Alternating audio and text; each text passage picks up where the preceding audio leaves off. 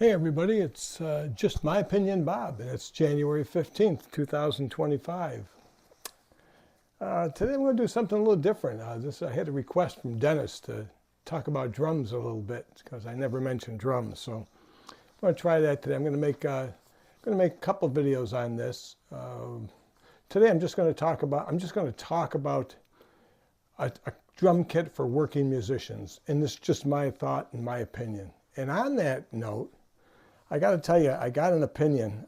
If you read the comments on any of my videos, I got this comment from Rob Miller, and it was a great comment.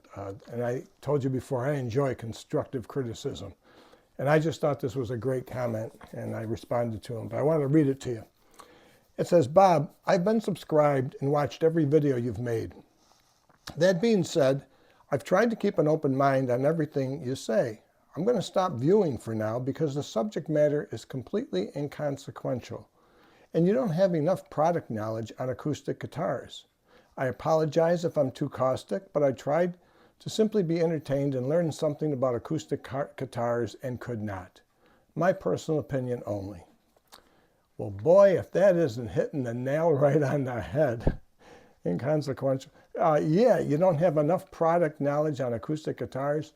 If anybody knows me, any of my friends, you'll know I don't have enough product knowledge on anything. Well, maybe investing in the market. I do know about that. But aside from that, nah, I'm not. Ask Mary. I don't have a lot going on there.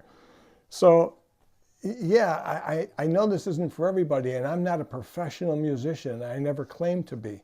I never ask anyone to subscribe or hit the like button because why? I'm not doing this for money or anything.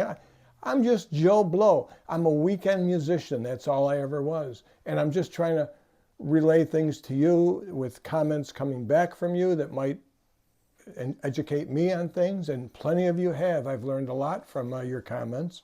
And I hope that maybe I'm showing a product that you might be interested in, and you'll know what's great about it or what's not great about it, just according to me, only according to me only. So, and everybody has their own opinion, and there's plenty of them on YouTube. So that's all I wanted to cover on that. But a great comment. Yeah, I'm not for everybody, that's for sure. Who is? Mm-hmm. But today I'm going to do this for Dennis. I'm going to talk about drums a little bit. I always talk about guitars, and drums are just, I don't know, it's just part of me. It's just old hat. I don't think there's much to say, but maybe I can make it interesting, maybe not. Maybe you'll just switch it off and say, I ain't watching you anymore either.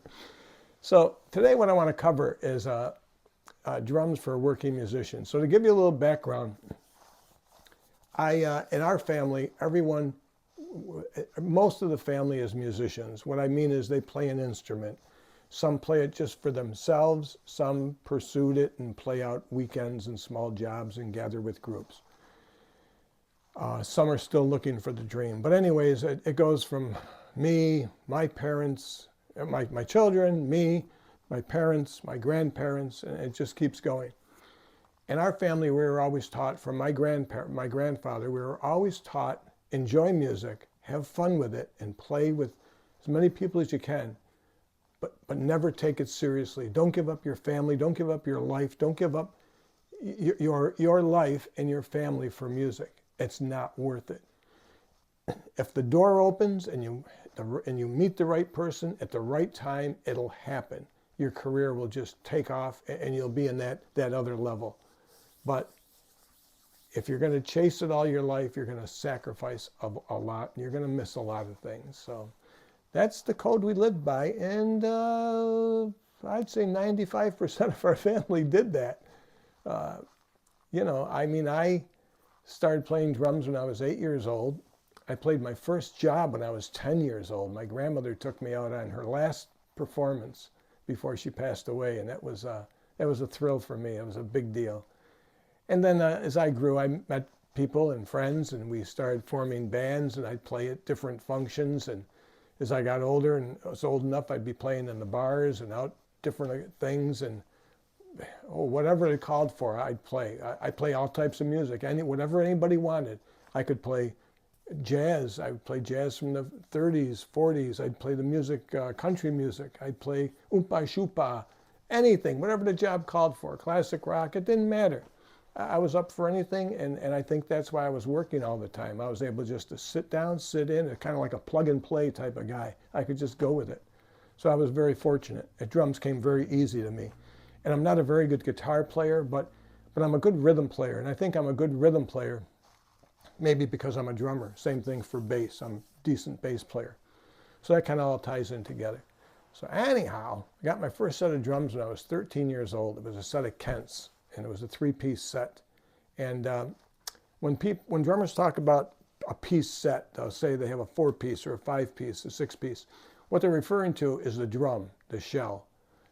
And it's not the hardware or the cymbals or all that stuff. It's the shell they're referring to, the bass drum, the snare drum, that type of thing. It's a shell. So I had my first set was a 3-piece set. It was a bass, a tom, and a snare. And we had one little cymbal on the stand and stuff, but no hi-hat or anything like that, no accessories. But to me, it was like a set that Buddy Rich or Gene Krupa had at that time. It was all I could handle. It was great. And then as I got older, I got other sets and expanded and this and that. And how it ended up as I was, the last round when I was out with a band playing, I had a set from the mid to late 60s of Ludwig's. Nice set, 6-piece set. A bass, 2 mounted toms, 2 floor toms, a snare. Beautiful set. Came with must have came with 7 cymbals and plus maybe even 9 cymbals, all Zildjians. It was just an excellent set. At the time, this was in the 70s, I picked it up for like $500, which was a very good price at that time with all these cymbals. Today it would be a steal. But super set, it was great. But now I'm in South Carolina, I'm retired, I live in a condo. An acoustic set is not, first of all, an acoustic set would take up almost this whole room, how that set was that I had. And with the noise and the other people around, it just doesn't work out having an acoustic set here. So I have a digital set, and that's what I use. This particular set in back of me is a Yamaha. It's a DTX-450 set. And I've had a couple other digital sets, but this is the last one I've got and I use. And it's a pretty nice set. This has the rubber pads on it. That's what it uses. And that's the noise you're making, and that's what the neighbors will hear, or I should say won't hear. You are not going to hear that next door. Same thing with your cymbals and all this. These are rubber pads. The 2 popular sets today are rubber pads, and I don't even know if many guys even use rubber pads anymore. The pad to have now is the mesh pad, and the difference is, this is what the rubber sounds like. That's what the mesh sounds like. So it's just super quiet.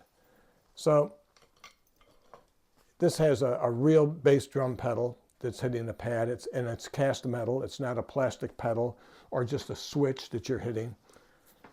It's all steel tubes.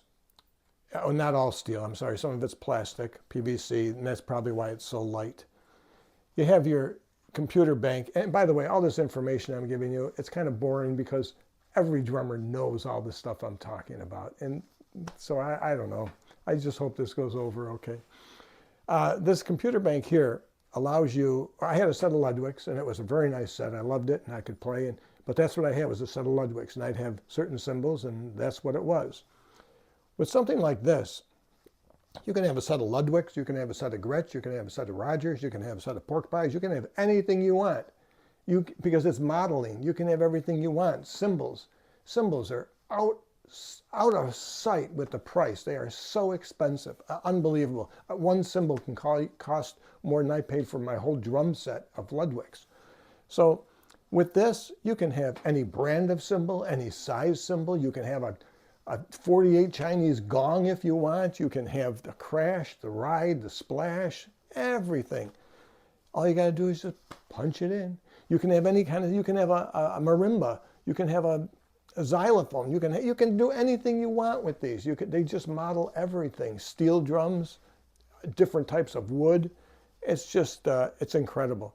And then some people like a double bass set. Well, you'd have to have that set up. You'd have to bring another bass drum and set it up. This one just has a button. You just push it.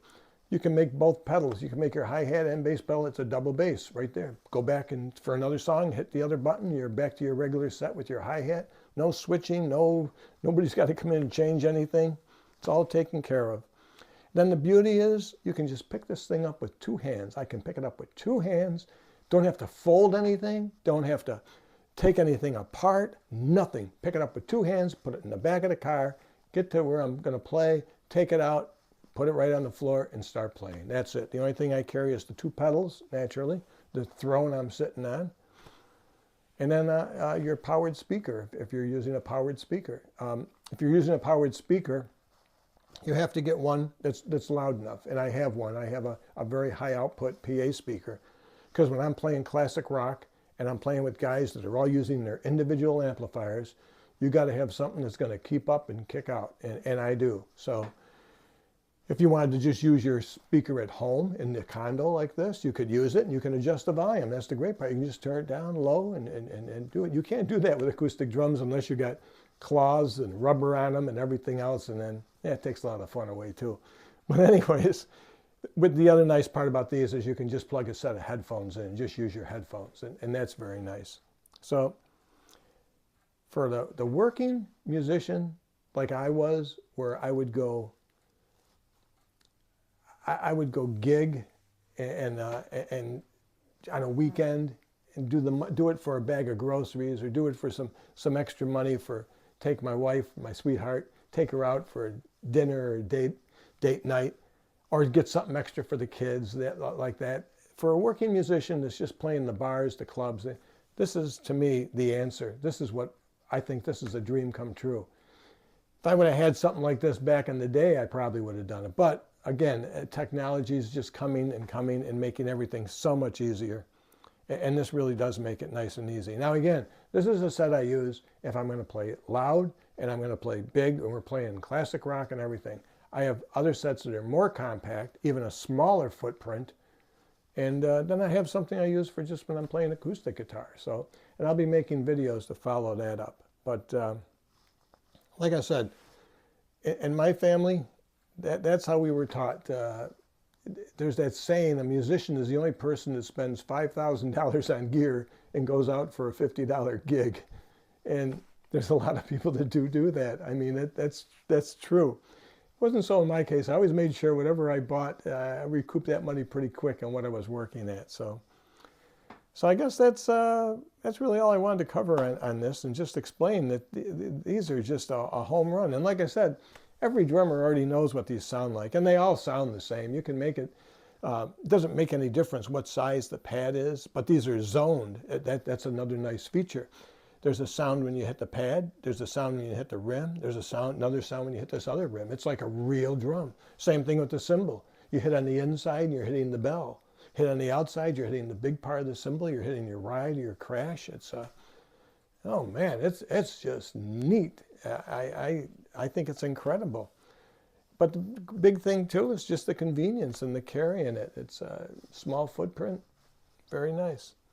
So with that, Dennis, I hope there's some information there that somebody might be able to use, but I think drummers already know all this stuff, but maybe not. So I guess that's all I wanted to say. I'll be making another video on another kit I have, and if you want a demo of this thing or see what it sounds like, let me know in the comments. I'll do a demo, but I don't know if you're really going to appreciate it with the iPad, if you're going to hear the difference, or maybe you just want to hear me play. I don't know. Let me know.